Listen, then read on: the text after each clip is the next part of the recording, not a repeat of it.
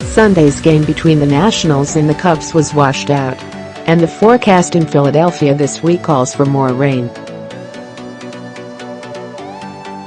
Catherine Free, The Washington Post, by Chelsea Janes. Chelsea Janes, reporter covering the Washington Nationals. Email bio follows. September 10. The Washington Nationals sat through hours upon hours of rain this weekend, only to emerge with 2 wins against the Chicago Cubs that they could not get when these things still mattered, when they fought so hard that weekend at Wrigley Field and could only emerge with 1.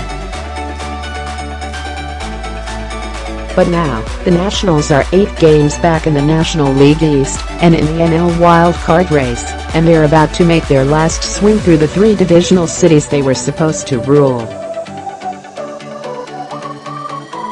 They begin the trip Monday in Philadelphia, have a one-day stop back in Washington on Thursday to play the Cubs one last time, then head to Atlanta and Miami. They are fending off elimination in the once unthinkable losing season, the latter of which matters a great deal to everyone involved.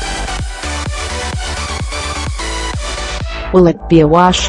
The forecast for Philadelphia this week is nowhere near as ominous as it was in Washington over the weekend, but that's like saying the Rockies are not as formidable as Everest. Rain is in the forecast every day, meaning the Nationals could be destined for more waiting.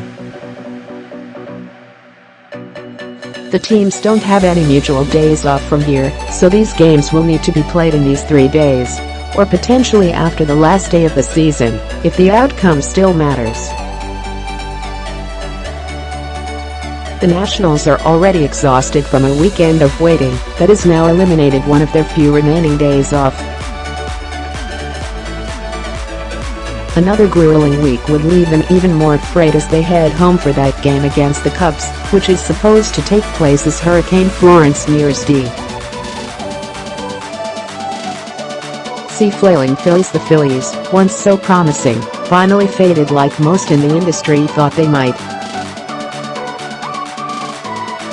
They have lost their past 9 series of 3 games or more, struggling to find the consistency that will lead them early.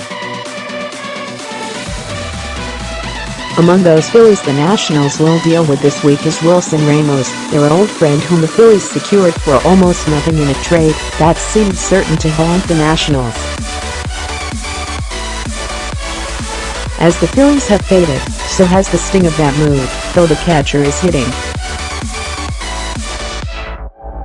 .385 with a 1.049 on-base plus slugging percentage in September.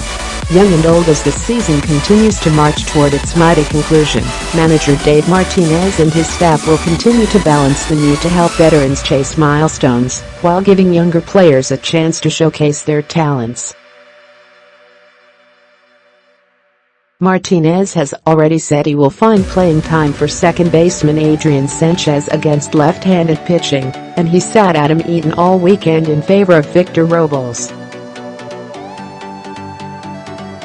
Martinez has since said Eaton will play all this week, but he could try to find more opportunities for him by sitting Bryce, Harper or Juan Soto, though both are chasing milestones of their own.